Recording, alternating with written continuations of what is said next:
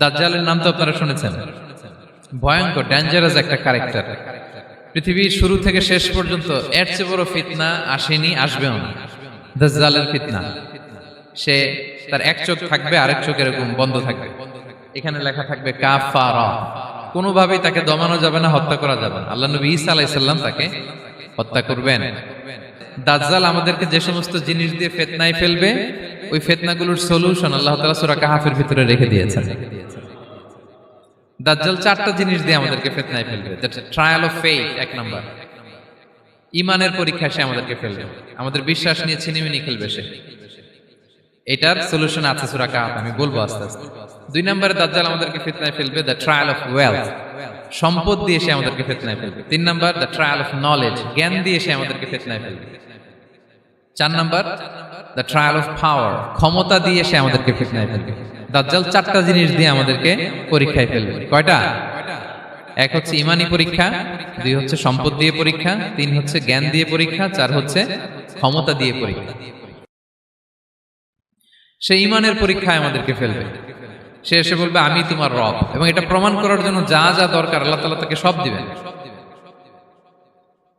সে সব করতে পারবে। সে বলবে আমি তোমার রব। যদি বিশ্বাস না হয়, তোমার বাবাকে যদি জীবিত করে বিশ্বাস করবে? অনেকে বলবে হ্যাঁ আমার আব্বাকে জীবিত করে দেখান। তো তার বাবাকে ঠিকই সে জীবিত করে ফেলবে। আসলে শয়তান তার বাবার সূরত নিয়ে সামনে দাঁড়াবে। আরে তাই তো, এটাই তো আমার বাবা, এটাই তো আমার দাদা। মানুষ ফিতনায় পড়ে যাবে, ইমানের ফিতনায়। সে ভাববে আসলে এটাই বোধহয় আমার রব। এবং তাকে এত ক্ষমতা দেয়া হবে, তার ডান দিকে থাকবে জান্নাত, বাঁ দিকে জাহান্নাম। তার কাছে আল্লাহ এটা দিবে। যে তার কথা শুনবে তাকে সে জান্নাতে ঢুকাবে, কিন্তু জান্নাতে ঢুকে সে জাহান্নামের শাস্তি ভোগ করবে। এটা তার বাইরের মানুষ বুঝবে না, অ্যাপারেন্টলি এটা জান্নাত। আর যে তাকে মানবে না তাকে সে জাহান্নামে ফেলবে, কিন্তু জাহান্নামে ঢুকলেও সে জান্নাতের নাজ নেয়ামত ভোগ করবে। তাহলে এই যে ইমানের ফিতনায় সে ফেলে দিবে আমাদেরকে। তো ইমান কি করে বাঁচাবো, এটা সলিউশন আমি শোনাবো আপনাদের। দুই নম্বরে সে আমাদেরকে সম্পদ দিয়ে ফিতনায় ফেলবে। যার যা লাগবে সে তাই দিতে পারবে, যা লাগবে। সে যদি আকাশকে বলে আকাশ বৃষ্টি দাও, যাকে তারা মানবে ওই এলাকায় বৃষ্টি হবে, সুজলা সুফলা শস্য শ্যামলা হবে সে সমস্ত এলাকা, ফল মূলে ভর্তি হবে, বরকত আর বরকত। আর যে এলাকার লোকেরা, জনপদের লোকেরা তাকে মানবে না, সে বলবে ওখানে বৃষ্টি হবে না, হবেও না। ওখানে খরা, দুর্ভিক্ষ, মাটি ফেটে চলছে, মানুষ না খেয়ে মরবে, মহামারী, দুর্ভিক্ষ দেখা দেবে। তখন বিশ্ববাসী মনে করবে এটাই বোধহয় আমাদের রব। তার মানে সম্পদ দিয়ে ফিতনায় ফেলে দিবে। তিন নম্বর হচ্ছে নলেজ, তার জ্ঞানের কাছে গোটা বিশ্ব হার মানবে। পূর্বের পরের যত জ্ঞান আছে সব আল্লাহ তাকে দিবে। ইলমুল আউয়ালিন ওয়াল আখিরিন, এমন কোন প্রশ্ন নেই যেটা দিয়ে তাকে আটকানো যায়। যাই জিজ্ঞেস করবেন সব জানতা, সব বলে দেয়। ভবিষ্যৎবাণী বলে দিবে, বলবে আগামীকাল ওইখানে অমুক দেশে বোমা বিস্ফোরণ হবে, হবে ওইখানে, ওখানে দুর্ভিক্ষ হবে, হবে, ভূমিকম্প হবে, হবে। সে যা বলবে তাই হবে। তার জ্ঞানের এই বহর দেখে মানুষ ফিতনায় পড়ে যাবে। চার নম্বর হচ্ছে দ্য ট্রায়াল অফ পাওয়ার, ক্ষমতা। তার ক্ষমতার সামনে সবকিছু একেবারে ছিন্ন বিচ্ছিন্ন হয়ে যাবে, এত ক্ষমতা হবে তার। সে যেমনটি বলবে তেমনটি করতে হবে। বাতাসের চেয়ে দ্রুত বেগে সে এক দেশ থেকে আরেক দেশে চলে যাবে। তো তার এই সমস্ত অলৌকিক ক্ষমতা দেখে মানুষ ফিতনায় পড়ে যাবে। সম্পদের ফিতনা, কিভাবে বাঁচবেন? একজন বাগানওয়ালার ঘটনা বলেছে। দুজন বন্ধু, একজন একটু গরিব, সে বিশ্বাসী, আরেকজন ধনী, সে অবিশ্বাসী। তাকে আল্লাহ তাআলা বিশাল বড় খেজুরের বাগান আর আঙ্গুরের বাগান দিয়েছেন, বিশাল বড়, অনেক বড় বিজনেস ম্যাগনেট। তো এই সম্পদের অহংকার সে করত। সে প্রায় তার গরিব বন্ধুকে বলতো যে তোর চেয়ে আমার সম্পদও বেশি, সন্তানও বেশি, জনবল বেশি, লোকবল বেশি, অর্থবল বেশি, সব বেশি। অহংকারে তার পা মাটিতে পড়তো না।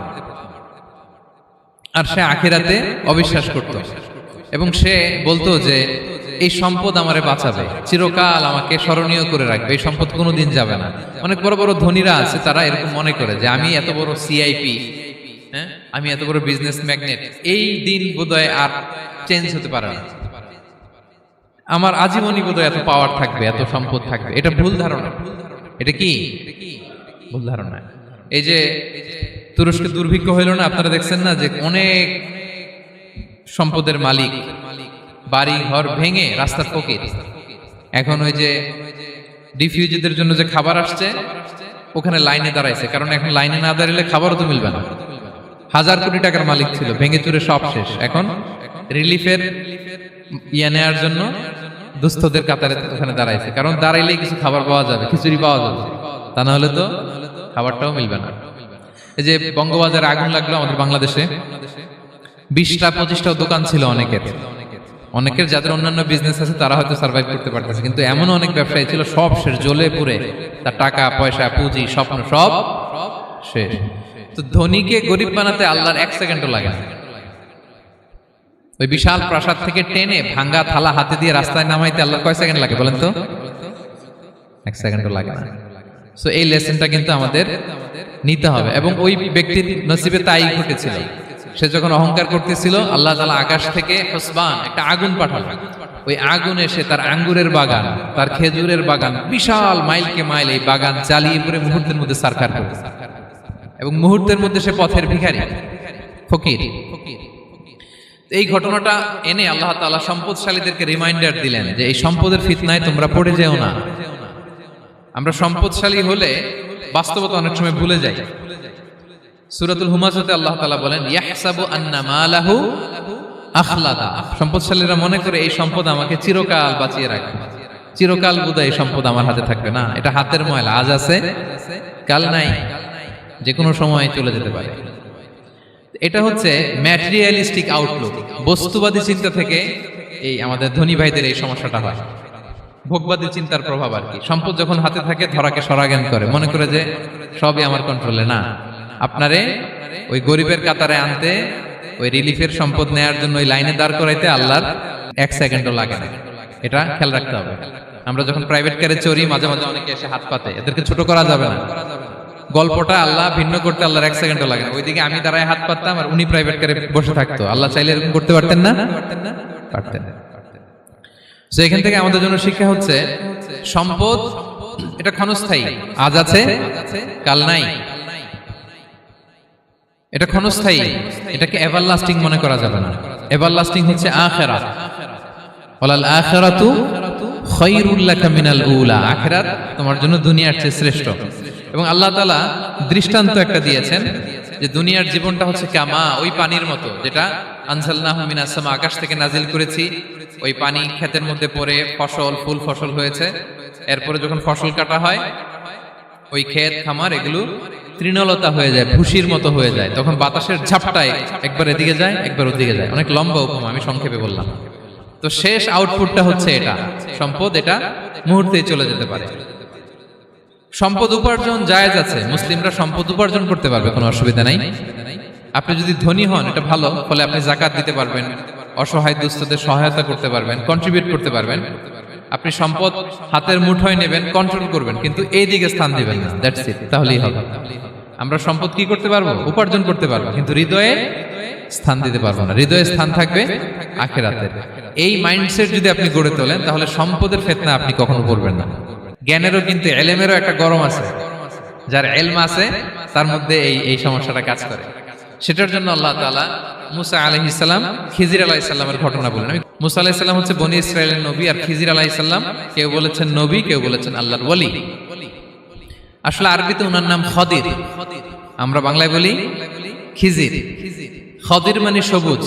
উনি যে কোনো জায়গায় বসলে ওখানে মরা গাছ, লতা পাতা এগুলো সবুজ হয়ে যেত। অনুর্বর এলাকার উপর দিয়ে হেঁটে গেলে ওটা উর্বর হয়ে যেত। তো মুসা আলাইহিস সালাম একবার ওয়াজ করতেছেন এইভাবে বনি ইসরাইলের সামনে, খুতবা দিচ্ছেন। হঠাৎ এক লোক দাঁড়ায় বলে, ইয়া নবী আল্লাহ, মান আ'লামু ফিল আরদ, বর্তমান পৃথিবীতে সবচেয়ে জ্ঞানী কে? মুসা আলাইহিস সালাম বলেন, ফাকালা আনা, আমি। কি বললেন? উনি আসলে ভুল কিছু বলেন নাই, কারণ প্রত্যেক জামানার নবীকেই আল্লাহ তাআলা সবচেয়ে বেশি জ্ঞান দিয়ে পাঠান, কারণ তার কাছে ওহীর জ্ঞান আসে, অদৃশ্যের খবর আসে, ইলমুল গায়ব আসে। কিন্তু এই উত্তরটা আল্লাহ তাআলার পছন্দ হয় না।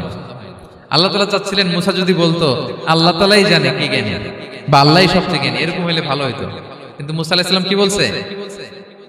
আমি। একজন প্রশ্ন করলো, সবচেয়ে বড় জ্ঞানী কে? উনি কি বললেন? আমি। এই যে আমি আমি, এটাতে ঝামেলা আছে। আমি বড়, আমি জানি, আমি সব, দিস ইজ প্রবলেমেটিক। আল্লাহ এটা পছন্দ করলেন না। আল্লাহ তাআলা মুসা আলাইহিস সালামকে বললেন, মুসা তুমি যে বলছো তুমি জ্ঞানী, না তুমি জ্ঞানী না, তোমার চেয়ে বড় জ্ঞানী আছে। মুসা আলাইহিস সালাম বলে, তাই নাকি? আমার চেয়ে বড় জ্ঞানী কে? তো আল্লাহ তাআলা বললেন, ইযহাব ইলা মাজমাইল বাহরাইন, দুই সাগর বা দুই নদীর মিলনস্থলে যাও, ওখানে আমার এক বান্দা আছে তোমার চেয়েও জ্ঞানী। মুসা আলাইহিস সালাম বললেন, তাই নাকি? তো আল্লাহ, আমি কিভাবে চিনি উনি কোথায় থাকে, কিভাবে বুঝবো? আল্লাহ বললেন, একটা বড় মাছ নাও, এটাকে ফ্রাই করো, এটাকে ফ্রাই করে একটা ঝুড়ির ভেতরে নাও, যেখানে এই মাছটা সাগরে ঢুকে যাবে ওখানে আমার বান্দাকে পাবে। তো উনি ওনার সহযোগী ইউশা ইবনে নুনকে নিয়ে হাঁটতে লাগলেন। হাঁটতে হাঁটতে এক জায়গায় ক্লান্ত হয়ে পাথরের পাশে বিশ্রাম নিলেন। ওই পাথর থেকে আবার এক ধরনের পানি বের হয়, এই পানিটারে বলে আবে হায়াতের পানি, মা উল হায়াত, জীবন নদীর পানি। এই পানি কোনো মৃত প্রাণী বা বস্তুর গায়ে লাগলে ওটা জীবিত হয়ে যায়।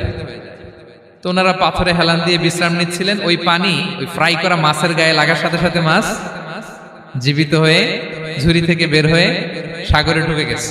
ওনারা আর খেয়াল করেন না। এরপর আবার হাঁটতে লাগলেন। হাঁটতে হাঁটতে যখন ক্লান্ত শ্রান্ত, তখন বলে, এই ইউশা, আমাদের ওই মাছ ফ্রাই মাছটা দাও, এখন খাই। ঝুড়ি খুলে দেখে মাছ নাই। মাছ গেল কোথায়? তখন ইউশা বলল, হয়তো আমরা যে পাথরের ওখানে বিশ্রাম নিয়েছিলাম ওখানে আমরা মিস, ওখানে হারাই ফেলছি। চলো চলো, আরে ওইদিকে তো যাইতে হবে আমাদের। উনি গেলেন, যে দেখে মাছ যে জীবিত হয়ে বালুর দিকে নাড়াচাড়া করতে করতে সাগরে ঢুকে গেছে, ওখানে দাগ আছে। মুসা আলাইহিস সালাম ঢুকলেন সুরঙ্গ, ঢুকে দেখে চাদর গায়ে দিয়ে এক লোক শুয়ে আছে। সালাম দিলেন, আসসালামু আলাইকুম। ওই লোক চাদর আর সরায় না, ভিতর থেকে বলতেছে, ওয়ালাইকুম আসসালাম। তো চাদরের ভিতর থেকে উনি বলে, মান আন, তুমি কে? মুসা আলাইহিস সালাম বললেন, আনা মুসা, আমি মুসা। উনি বলেন, মুসা বনি ইসরাইল, বনি ইসরাইলের মুসা? বললেন, হ্যাঁ। কেন এসেছো? এবার চাদর খুললেন। বলতেছে, আপনার কাছ থেকে কিছু শিখতে আসছি। আল্লাহ বলছে, আপনি নাকি সবচেয়ে বড় জ্ঞানী। আমি ভুল করে বলে ফেলছিলাম আমি, আল্লাহ বলছেন যে আপনি নাকি জ্ঞানী। বলতেছে, না, তুমি আমার জ্ঞান নিতে পারবে না, ওই ধৈর্য শক্তি তোমার নাই। মুসা আলাইহিস সালাম বললেন যে, আপনি যে কোনো শর্তে আমাকে একটু রাখেন কয়েকদিন আপনার সাথে, আমি রাজি। বললেন, না, তুমি পারবে না। মুসা আলাইহিস সালাম জোর করতে লাগলেন। অবশেষে খিদির আলাইহিস সালাম রাজি হলেন। বললেন, শর্ত হচ্ছে আমি যাই করি আর না করি আমাকে কোনো প্রশ্ন করা যাবে না। মুসা আলাইহিস সালাম বললেন, ওকে। সফর শুরু হলো। সামনে নদী, এক লোক তাদের নৌকা দিয়ে নদী পার করাই দিল। নদী পারাপারের পর খিজির আলাইহিস সালাম লাঠি দিয়ে নৌকার তলাটা ছিদ্র করে দিলেন। মুসা আলাইহিস সালাম বললেন, ইন্না লিল্লাহি, এটা আপনি কি করলেন? ওরা আমাদেরকে নদী পার করে দিল, আর যে ভাড়াটা আসছিল এটাও নিল না, আমাদেরকে সম্মান দেখালো, আপনি নৌকা ছিদ্র করে দিলেন। খিজির আলাইহিস সালাম বলছে, এই যে আমি বলছিলাম না তুমি ধৈর্য ধারণ করতে পারবো না, যাও, তোমার রাস্তায় তুমি, আমার রাস্তায় আমি। মুসা আলাইহিস সালাম আবার ক্ষমা চাচ্ছেন যে, আপনি আমার ক্ষমা করেন, আমি তো ভুলে গেছি, আর প্রশ্ন করবেন না। চলতে লাগলেন। হঠাৎ বাচ্চারা খেলতেছে, এক বাচ্চাকে ধরে হত্যা করলেন খিজির আলাইহিস সালাম। এবার তো মুসা আলাইহিস সালাম রেগে গেছে, আপনি করলেনটা কি? নিষ্পাপ ফুলের মতো শিশুকে হত্যা করলেন। খিজির আলাইহিস সালাম বলে, এই যে আমি জানতাম যে তুমি ধৈর্য ধারণ করতে পারবে না, তোমার রাস্তা এক, আমার রাস্তা এক, যাও। এবার মুসা আলাইহিস সালাম করজোর করতেছে যে, this is the last chance, একটা ফাইনাল চান্স দেন, একটা সুযোগ দেন, আর আমি প্রশ্ন করব না, এটাই লাস্ট। বলেন, ওকে, ঠিক আছে। হাঁটতে হাঁটতে এক ইহুদি বসতির সামনে যে হাজির, দুজনই খুব ক্ষুধার্ত, খাবার চাইলো, এরা আবার কৃপণ, খাবার দিল না। তো খিজির আলাইহিস সালাম বললেন, ঠিক আছে, খাবার যেতে দিচ্ছেন, আমরা চলে যাই। যাওয়ার পথে দেখতেছে এই এলাকার একটা দেয়াল ভেঙে পড়ে যাবে। তিনি বললেন, মুসা চলো এটা ঠিক করে দেই। দুইজন মিলে প্রচন্ড ক্ষুধায় এটা সেটা এনে দেয়ালটা তৈরি করতেছে। মুসা আলাইহিস সালাম তো এমনিই রাগী, পেটে আবার ক্ষুধা, আবার বলছে কিছু বলাও যাবে না। তিনি এবার আর প্রশ্ন করেন, বলতেছে, ওরা এত কিপটামি করলো আর আপনি এটা করে দিলেন, আপনি তো চাইলে এটা টাকা নিতে পারতেন, পারিশ্রমিক নিতে পারতেন চাইলে। এই কথা বলার পর খিজির আলাইহিস সালাম বললেন, হাযা ফিরাকু বাইনি ওয়া বাইনি, এখানেই তোমার আর আমার সেপারেশন, আর সামনে আগানো যাবে না, তোমার কোনো ধৈর্যই নাই। তো এতটুকু তোমাকে আমি বলি যে আমি একটাও আল্লাহর আদেশ ছাড়া করি নাই, আল্লাহর আদেশে আমি করেছি। কি? এক নম্বর হচ্ছে, ওই যে আমাদের ভাড়া নিতে চাইলো না, আমাদেরকে পার করে দিল, নৌকাটা ছিদ্র করেছি কারণ এই এলাকায় একজন জালিম বাদশা আছে, সে নৌকা পেলেই গরিব মাঝিদের নৌকা সিজ করে নিয়ে যায়। তো এটাকে যখন তলায় ছিদ্র করে দিছি, এই রাজার লোকেরা এসে দেখবে যে এটা তলা ছিদ্র, তো পানি ঢুকতেছে, এটা আর নিবে না, ওরা পরে সামহাও এটা রিপেয়ার করে চালাইতে পারবে। মুসা আলাইহিস সালাম বলে, সুবহানাল্লাহ, তাই তো, এটা তো আমি বুঝতে পারি নাই। আর ওই ছোট শিশুটাকে হত্যা করছি, ও অনেক বড় জালিম হবে এলাকা, তার ফিতনায় এলাকাবাসী তটস্থ থাকবে, সে তার মা বাবাকেও জাহান্নামে নেবে। এজন্য আল্লাহ তাআলা আদেশ দিয়েছেন আমাকে, আল্লাহর আদেশে আমি তাকে হত্যা করেছি। মুসা আলাইহিস সালাম বললেন, তাই তো, এটা তো অনেক ভালো কাজ করছেন। তাইলে তো বলতেছে, তাহলে ওইটা বলেন। খাবারও দিল না, এত কৃপণ, এদের দেয়াল কেন ঠিক করতে গেলেন আপনি? তখন তিনি বললেন যে আসলে এটা একটা ইয়াতিমদের ঘর ছিল, দুইটা ইয়াতিম শিশু, তাদের বাবা মা খুব ভালো ছিল, আর এই দেয়ালের নিচে আছে গুপ্তধন। এই দেয়ালটা পড়ে যাবে, এই গুপ্তধন তারা ছোট মানুষ নিতে পারবে না, এলাকাবাসী তাদেরকে বঞ্চিত করে নিয়ে যাবে। আমি দেয়াল গড়ে দিলাম যাতে করে তারা যখন প্রাপ্তবয়স্ক হয় নিজেদের সম্পদ নিজেরা বুঝে নিতে পারে। সুবহানাল্লাহ ওয়া বিহামদি। মুসা আলাইহিস সালাম বলে, তাই তো, এগুলো তো আমি বুঝতে পারি নাই। তো এই ছিল খুব সংক্ষিপ্ত পরিসরে মুসা আলাইহিস সালাম খিজির আলাইহিস সালামের ঘটনা। তো রাসূল সাল্লাল্লাহু আলাইহি ওয়াসাল্লাম বুখারীতে একটা চমৎকার কথা বলেছেন। তিনি বলেছিলেন, ওয়াদিদনা আন্না মুসা সাবার হাত্তা ইউকাসসা আলাইনা মিন আমরিহিমা। রাসূল সাল্লাল্লাহু আলাইহি ওয়াসাল্লাম বলেছিলেন, ইস, আমার ভাই মুসা যদি আরেকটু ধৈর্য ধরতো তাহলে আরো কিছু অজানা তথ্য আমরা জানতে পারতাম। এখান থেকে, এই ঘটনা থেকে আমরা কি শিখলাম? প্রথম যেটা আমরা শিখলাম, জ্ঞান নিয়ে বড়াই করতে নেই, ঠিক কিনা? জানার কোনো শেষ নেই, জাননেওয়ালার উপরও জাননেওয়ালা আছে, জ্ঞানীর উপরও জ্ঞানী আছে। আপনি কিছু জেনেই মনে করবেন না আমি সব জানি। আপনার চাইতেও বেশি জ্ঞানী অনেকে আছে। অনেক সময় বক্তার চাইতেও শ্রোতারা অনেক জ্ঞানী। হয়তো এখানে এমন অনেক জ্ঞানী লোক আছে যার ধারে কাছেও আমরা কেউ নেই, হতে পারে। সো আমি সব জানি, এটা ভুল, এটা শয়তান বলে। এটা কে বলে? শয়তান বলে। আবু নাওয়াস একটা কবিতা লিখেছেন, ওয়াকুল লিমান ইয়াদঈ ফিল ইলমি ফালসাফাতান হাবাসতা শাইআন ওয়া গাবাত আনকা আশিয়াউ। কেউ যদি বলে আমি সব জানি, তুমি তাকে বৃদ্ধাঙ্গুলি দেখিয়ে বলো আপনি কিছুই জানেন না, আপনি অল্প কিছু জেনেছেন, জানার এখনো অনেক বাকি। তাহলে মুসা আলাইহিস সালামের এই ঘটনা জিজ্ঞেস করা হলো, কে জ্ঞানী? উনি বললেন, আমি জ্ঞানী। এরকম কি আমরা কখনো বলবো? না। সবচাইতে বড় জ্ঞানী কে? ওয়া ফাওকা কুল্লি যী ইলমিন আলিম। সবচাইতে বড় জ্ঞানী আল্লাহ তাআলা। সো জ্ঞান নিয়ে আমরা অহংকার করব না। দুই নম্বর যে শিক্ষাটা আমরা পাই, ওই যে নৌকা দিয়ে পারাপার হচ্ছিল, তখন একটা চড়ুই পাখি এসে সাগরের মধ্যে মুখ দিয়েছিল। তো খিজির আলাইহিস সালাম বললেন, মুসা, তুমি কি চড়ুই পাখিটা দেখতে পাচ্ছ? হ্যাঁ, দেখতে পাচ্ছি। চড়ুই পাখিটা যে সাগরে মুখ দিলে দেখতে পাচ্ছ? হ্যাঁ, দেখতে পাচ্ছি। তখন খিজির আলাইহিস সালাম বললেন, চড়ুই পাখিটা সাগরে মুখ দিয়ে পানি খাওয়ার পরে চড়ুই পাখির ঠোঁটে বা চঞ্চুতে যতটুকু পানি লেগে আছে, এই পানিটা হচ্ছে তোমার, আমার এবং মহাবিশ্বের আমাদের সকলের জ্ঞান। আর এই মহাসাগরের সকল পানি হচ্ছে আল্লাহ তাআলার জ্ঞান। আল্লাহ তাআলা বলেছেন, ওমা উতিতু মিনাল ইলমি ইল্লা কালিলা। আমি তোমাদেরকে একেবারে অল্প জ্ঞান দিয়েছি, একেবারে অল্প। এই রহস্যে ঘেরা এই মহাবিশ্বের অনেক কিছু আমাদের অজানা। প্রিয় ভাইরা, আমরা অনেক কিছু জানি না, আমাদের এই লিমিটেড নলেজে এগুলো ধরে না, তারপর আমরা জ্ঞানের বড়াই করি। আপনারা উপমাটা বুঝতে পারছেন? একটা নৌকা থেকে চড়ুই পাখি ঠোঁট দিয়ে পানি খাচ্ছে, পানি খাওয়ার পরে স্বভাবতই চড়ুই পাখির ঠোঁটে একটু পানি তো লাগবে। খিজির বললেন যে এই পানিটা হচ্ছে তোমার, আমার, পৃথিবীর সবার জ্ঞান, আর এই সাগরের বাকি পানিগুলো কার জ্ঞান? এবার বুঝতে পারছেন আল্লাহ তাআলার জ্ঞানের পরিধি। আমরা জ্ঞান নিয়ে যেন কখনো কি না করি, বড়াই না করি। জ্ঞান দুই ধরনের, একটা বাহ্যিক জ্ঞান, একটা অন্তর্নিহিত জ্ঞান। External knowledge, internal knowledge. আমরা যখন কোরআন হাদিস পড়ি আমাদের বাহ্যিক জ্ঞান অর্জন হয়। কোরআন হাদিস পড়লেই আপনি জ্ঞানী হয়ে যান। এটা কোরআন হাদিস পড়তে হয়, এটা ডাইজেস্ট করতে হয়, এটার উপর আমল করতে হয়। এই জ্ঞান অর্জন শেষে এরপরে আল্লাহর প্রিয় বান্দাদেরকে আল্লাহ অন্তরে ইলমের নূর দেন, ইলহাম দেন। That is the knowledge, that is the pure knowledge. আপনি হাফেজে কোরআন হয়ে ভাবেন না আপনি সব জানেন, আপনি বুখারী মুখস্থ করে ভাবেন না সব জানেন। এই সব জ্ঞান অর্জন করার পরে ইলমের নূর হাসিল হয়, সেটা আল্লাহ সবারে দেয় না। সো এই অন্তর্নিহিত জ্ঞান, দূরদৃষ্টি, farsightedness, that is the pure knowledge. এটার জন্য বছরের পর বছর, যুগের পর যুগ সাধনা করতে হয়। সেটার জন্য এই জ্ঞান অর্জনের জন্য তিনটা জিনিস করতে হয় ইলমের নূর অর্জনের জন্য। কয়টা? এক হচ্ছে বিনয়, দুই হচ্ছে সফর, তিন হচ্ছে সবর। আবার বলি, এক হচ্ছে বিনয়, দুই হচ্ছে সফর, তিন হচ্ছে সবর। আল্লাহ তাআলা আল্লাহর নবীকে তাওরাত দেওয়ার পরেও আরো ট্রেনিং সেশন করাইছেন খিজির আলাইহিস সালামের কাছে। যাও, ওনার কাছে গেলে তুমি ছোট হবা, নত হবা। জ্ঞান যদি আমি নিতে চাই আমাকে ছোট হইতে হবে। ধরেন একটা গ্লাস থেকে একটা খালি গ্লাসে পানি ঢালবো, তো যেটাতে নেওয়া হবে এটা উপরে থাকলে হবে? যে গ্লাসটার মধ্যে পানি আছে এটা উপরে থাকবে, ওইটা ব্ল্যাঙ্ক গ্লাসের মধ্যে পড়বে। আপনি নলেজ, ইলম নিতে চাইলে আপনাকে নিচে থাকতে হবে, উনি উপরে থাকবে। আপনার শায়েখ আপনাকে দিবে, আপনার উস্তাজ আপনাকে দিবে, আপনার মুর্শিদ আপনাকে দিবে।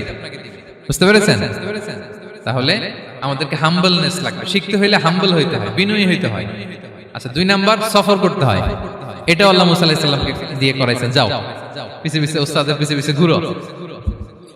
তো এজন্য সফর করতে হয়। এখন ঘরে বসে অনেক কিছু জানা গেল, উস্তাদের সান্নিধ্য লাগে, সফর করতে হয়। আমাদের ক্লাসিক আলেমরা হাদিস কালেকশনের জন্য শহরকে শহর সফর করতেন। এখন আমাদের আলেমরা দেওবন্দে যায়, মিশরে যায়, মদিনায় যায়, এখানকার মালয়েশিয়ান স্টুডেন্টরা দেশে বিদেশে যে নলেজ অর্জন করে। সফর আপনাকে লাগবে। তাহলে বিনয়, সফর, 3 নম্বরে কি সবর, ধৈর্যশীল হইতে হবে। দেখেন মুসা আলাইহিস সালাম বারবার প্রশ্ন করে ফেলতেছেন, বারবার ওয়াদা ভঙ্গ করতেছেন, এরকম করলে হবে না, ধৈর্য লাগবে। ধৈর্যের বলে বলিয়ান হলে তখনই আপনার মধ্যে ইলম আসবে। তাহলে জ্ঞানের ফিতনায় পড়ার আর আমাদের কোনো সম্ভাবনা আছে? আমরা বিনয়ী হব, আমরা জ্ঞান আল্লাহর দিকে ফিরাই দেব, আমরা বলবো উনি সবচেয়ে ভালো জানেন। ক্ষমতার ফিতনা, এই ফিতনা থেকে বাঁচার জন্য সর্বশেষ আল্লাহ তাআলা যুলকারনাইনের ঘটনা বলেছেন। অনেক বড় বাদশা ছিলেন, পৃথিবীতে 4 জন বাদশা গোটা বিশ্ব শাসন করেছেন, 2 জন কাফির, 2 জন মুমিন। কাফির একজন হচ্ছে নমরুদ, যিনি ইব্রাহিম আলাইহিস সালামকে আগুনে ফেলেছিলেন, আরেকজন হচ্ছে বখতে নাসার, যাকে ইংরেজিতে বলে নেবুচারনেজার দ্য সেকেন্ড, দ্বিতীয় নেবুচারনেজার। তারা কোনো নির্দিষ্ট এরিয়ার বাউন্ডারির বাদশা না, গোটা বিশ্বের বাদশা ছিলেন। এই 2 জন কাফির। আর 2 জন বাদশা ছিলেন গোটা বিশ্বকে শাসন করেছেন, তারা ছিলেন মুমিন।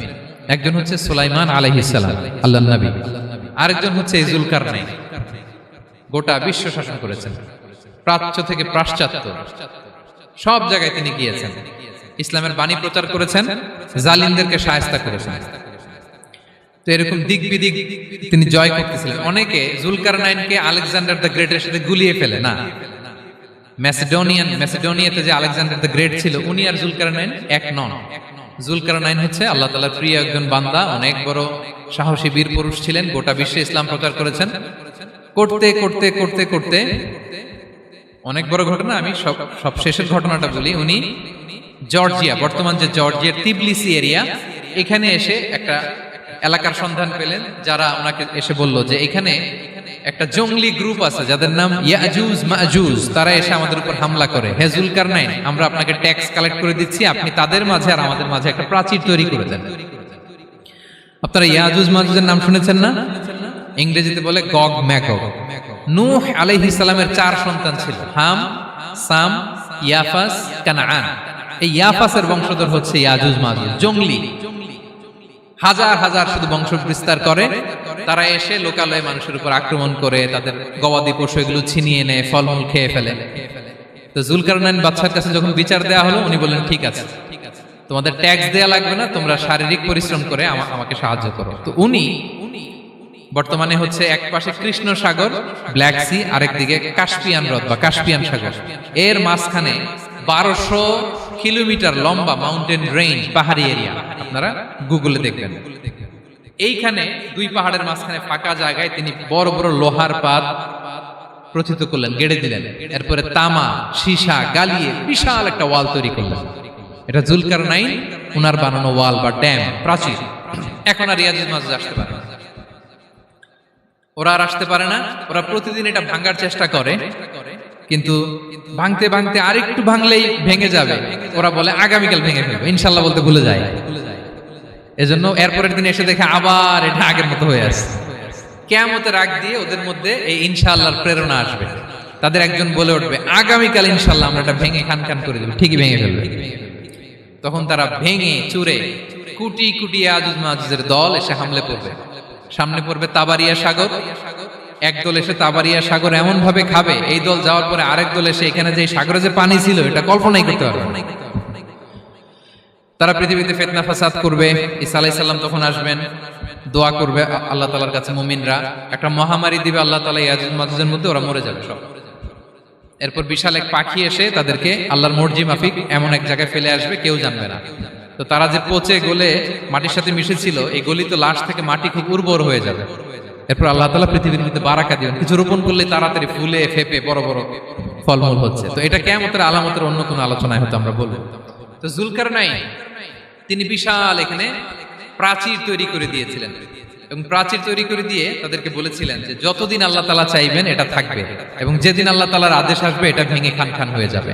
তার মানে দেখেন, এত পাওয়ারফুল, এত শক্তিশালী, এত ক্ষমতাধর হওয়ার পরেও তিনি তার ক্ষমতাকে কার দিকে ফিরিয়ে দিয়েছেন? যে আল্লাহ যতদিন চাইবে এই প্রাচীর টিকে থাকবে, যেদিনই আল্লাহ তাআলার আদেশ আসবে এই প্রাচীর ভেঙে খান খান হয়ে যাবে। সো আমরা ক্ষমতার দেখা পেলে, চেয়ার একটা পেলে আমরা যেন জালিম হয়ে না উঠি, এটা হচ্ছে এখান থেকে শিক্ষা। আমরা যেন জুলুম না করি। উনি সম্পদের মালিক ছিলেন, ক্ষমতার মালিক ছিলেন, কিন্তু উনি যে আল্লাহর বান্দা এটা ভুলে যান নাই।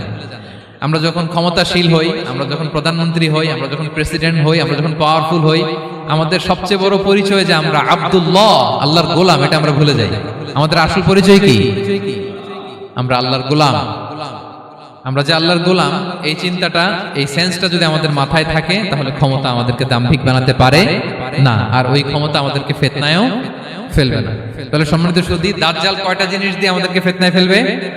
চারটা। দ্য ট্রায়াল অফ ফেইথ, ঈমানের পরীক্ষা; দ্য ট্রায়াল অফ ওয়েলথ, সম্পদ দিয়ে পরীক্ষা; দ্য ট্রায়াল অফ নলেজ, জ্ঞানের পরীক্ষা; দ্য ট্রায়াল অফ পাওয়ার, ক্ষমতার পরীক্ষা। তো যে ব্যক্তি সূরা কাহাফ তেলাওয়াত করবে, সূরা কাহাফের প্রথম 10 আয়াত বিশেষ করে মুখস্থ রাখবে, আল্লাহ তাআলা উসিমা মিন ফিতনাতিদ দাজ্জাল, দাজ্জালের ফিতনা থেকে তাকে বাঁচাবেন।